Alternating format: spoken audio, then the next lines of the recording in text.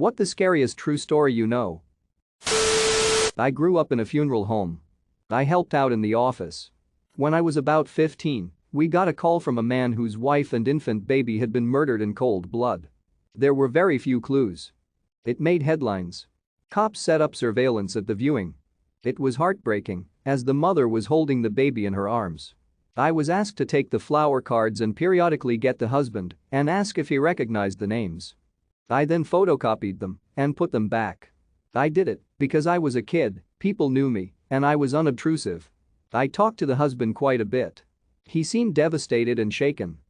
The cops told me they had an eyewitness to someone leaving the house the day of the murder. The witness was a 3-year-old girl. She recognized the man leaving. It was the husband's best friend. Turns out that the friend and the husband had made a pact to kill each other's families and run off with their secretaries. The little girl identified the friend, and I guess one of them cracked. They both went to jail on multiple counts, all on the testimony of a 3-year-old. I still cannot believe to this day that that man stood right beside me multiple times and I had no clue. I don't think I ever looked at life the same way after that. Everything to do with Haj Muhammad Fewey. He was a shoemaker who lived in Morocco in the late 19th and early 20th century. He and his accomplice, a 70-year-old woman called Anna, used to drug and kill young women who came to the shop. Eventually one of the victim's parents traced her movements to the shop, and after the remains of 36 mutilated corpses were discovered nearby, Miss Fewey and Anna were questioned and tortured. Anna didn't survive, but Miss Fewey confessed to murdering them, usually for a tiny amount of money. His initial sentence was crucifixion, a very unusual punishment even then. However, there were many protests from powerful foreign embassies, and Morocco couldn't do much against them.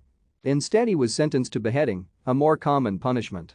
However, the mood in Marrakech was that this was far too lenient, so they settled on immurement, being walled up alive. A special cell was constructed in the wall of the bazaar, about 2x 6 feet. Chains were attached to one wall to ensure he would be kept standing. Miss Fewey wasn't told of his fate until the morning of his execution, when he was led, screaming, in chains and slowly bricked up inside. Once the last course had been laid, the crowd would fall silent until he started screaming, when they would cheer. He screamed nearly constantly for 2 days. On the 3rd day he fell silent. Damn, that's a real-life cask of Amontillado right there. My great-aunt woke up in the middle of the night. She heard her dog making these low growls. She was single at the time and living alone in her ranch-style home. She walked out to her living room to check things out.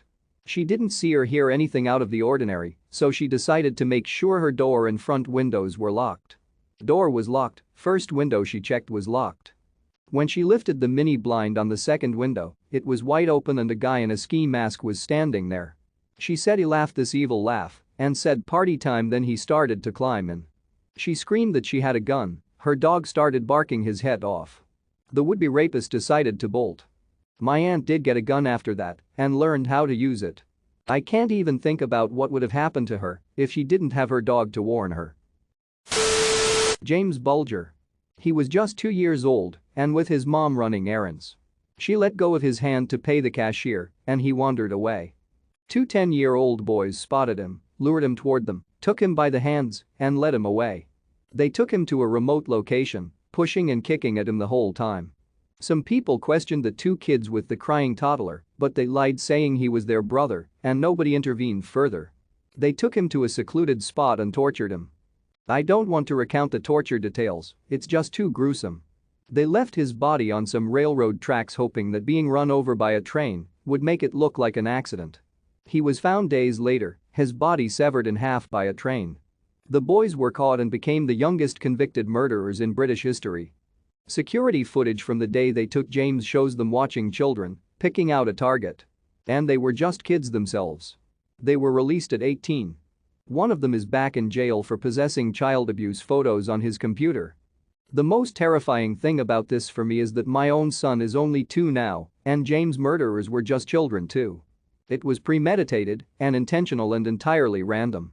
Just a momentary lapse in attention and he became a target of 2 murderous children.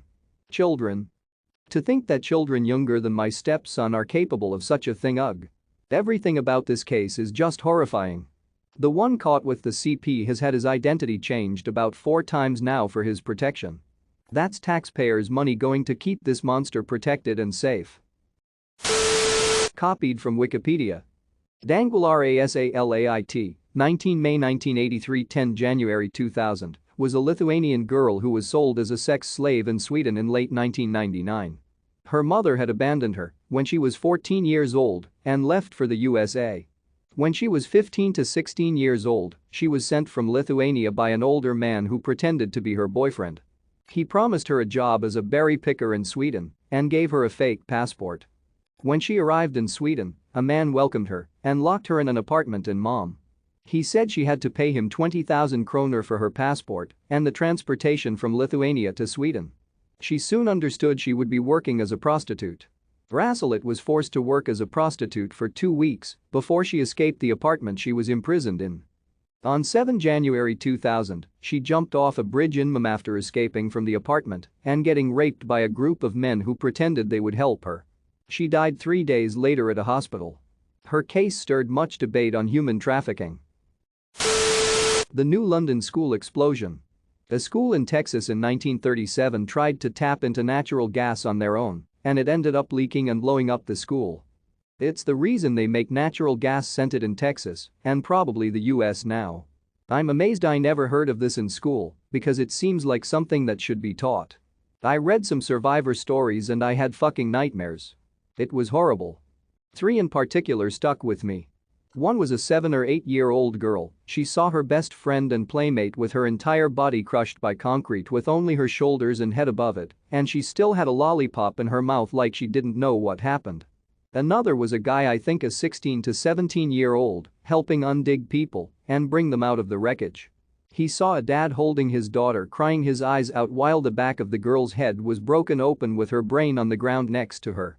The last was a 9-ish-year-old girl who went to find her mom after it happened. There was a PTA meeting going on at the time, so there was a lot of parents at the scene. Her mom was freaking out trying to find her, but didn't even recognize her. She went up to her mom and called out to her, but she just kept saying, "You're not my daughter." She was so covered in blood and ash and tears that her own mother couldn't recognize her. It was a truly horrifying thing. One of my best friends growing up had an aunt that was the sweetest, most generous woman you could possibly know. She started dating a man that fell in love with her because of how sweet and kind she was. After a month or so of being together, he accused her of being too nice to other people, so he bludgeoned her until she was unconscious and cut her heart out of her chest while she was still alive. He thought that it was the worst example of sheer disrespect that she would exhibit kindness towards other people when she was in a committed relationship. He believed he owned all of the good she had to give, and by being nice to people that weren't him, she may as well have been cheating with the whole town. He killed her for being the person he knew her to be when they started dating. The fact people like him exist is terrifying to me. During college, I lived in an apartment with a community pool. There were a bunch of us having beers at the pool one night over summer term, and one of my friends ran to jump in the pool but changed his mind at the last second. His feet slipped out from under him on the wet concrete and he went down. He broke his neck in the edge of the pool, never walked again and had extremely limited upper body function. I watched someone's life be ruined and it was terrifying. Listen to the lifeguard and walk. Germanwings Flight 9525, Wikipedia. The copilot locked himself in the cockpit and set the airplane for a slow descent into the French Alps.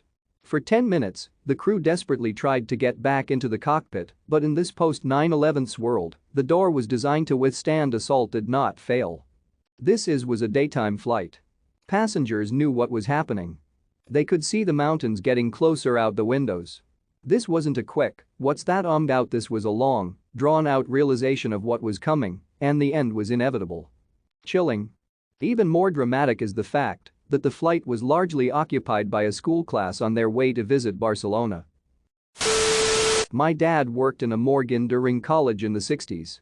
One time on the night shift he was training a recent hire who was wheeling a body down the hallway. The body was under a sheet, but all of a sudden started to sit up.